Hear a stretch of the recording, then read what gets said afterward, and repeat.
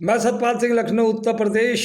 आज मैं सैल्यूट करूंगा नाना पाटेकर साहब को, जिन्होंने किसानों के हक में आवाज़ उठाई। उन्होंने कहा सरकार बदलिए, समय आ चुका है, अब आप आंदोलन छोड़ सरकार बदलने का काम करिए और जो आपके हितों की सरकार हो आप उसे चुन कर लाइए।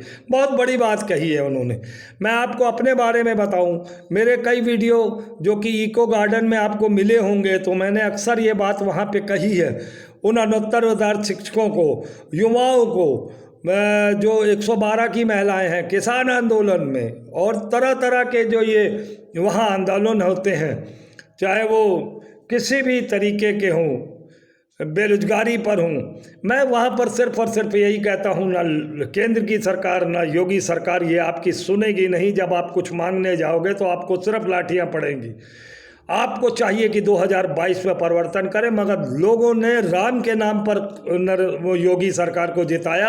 अपने भविष्य के लिए वो नहीं सोच सके और राम के लिए उन्होंने राम मंदिर बनवा दिया। चलिए, अब राम मंदिर बन गया ना, अब तो कुछ नहीं है ना।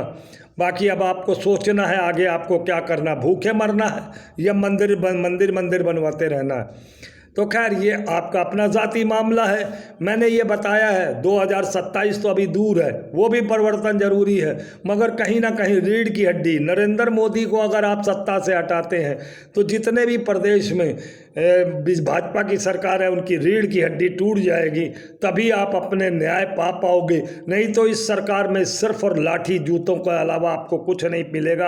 रेसलर्स के बाल खींचे जाएंगे, महिलाओं को नंगा करके रेप करके उनके वीडियो बनाए जाएंगे, क्योंकि इस पार्टी में भ्रष्टाचारी, दुराचारी, बलात्कारी हैं और कुछ नहीं है। ये एक गुंडों का गिरोह है। भारतीय जनता पार्टी एक पार्टी नहीं है, सरकार में एक पार्टी नहीं है, देश के लिए एक पार्टी नहीं है, बल्कि एक गुंडों का गिरोह है। मैं बता रहा हूं, जैसे कांग्रेस पार्टी होती है, आम आदमी पार्टी है, कोई पार्टी हो, क्षेत्रीय पार्टी हो, मैं उस पर नहीं जाना चाहता, मैंने नाम एक दो इसलिए ले दिए, जरूरी था। ये सब पार्टियां राजनीतिक पार्टियां हैं, मगर भाजपा पार्टी गुंडों का एक गिरोह है, इससे ज़्यादा कुछ नहीं है। देख लीजिए आप, एक दूसरे की ही मारकाट में लग गए हैं अब ये लोग। 2024 के चुनाव से पहले ही भाजपा में जो आग लगी हुई है बीचों बीच, ये एक दूसरे की बुराई कर रहे हैं।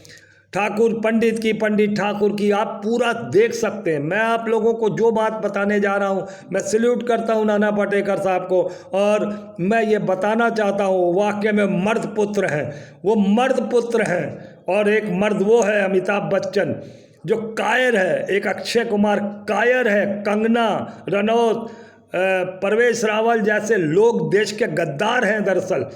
मगर मैं इनका दूसरा पहलू भी जानता हूं, क्योंकि एक कलाकार है, इनके पास पैसा होता है और मोदी का डर भी इनको सताता है, ये भी जायज़ बात है।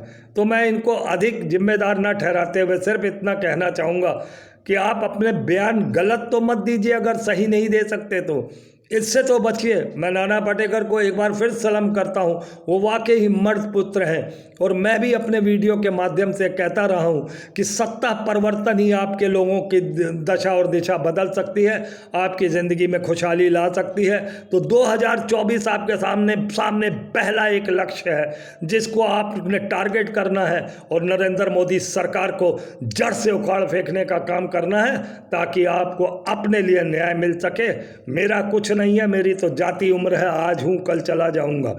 मगर युवाओं, याद रखो, ये परिवर्तन तुम्हारे लिए इतना ज़रूरी है। महिलाओं, तुम्हारे लिए इतना ज़रूरी है, जो जगह जगह बलात्कार की वो बनती हो, बलात्कार के होता है तुम लोगों का और वीडियो वायरल होते हैं।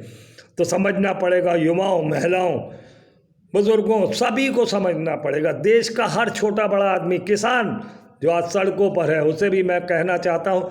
हाँ, मैं एक बात और कहना चाहता हूँ, नाना पाटेकर ने मेरे ही अल्फाज अपने मुंह में डालकर देश को जो पैगाम पहुँचाया, मैं नाना जी का फिर से एक बार आभार प्रकट करता हूँ नाना पाटेकर साहब का।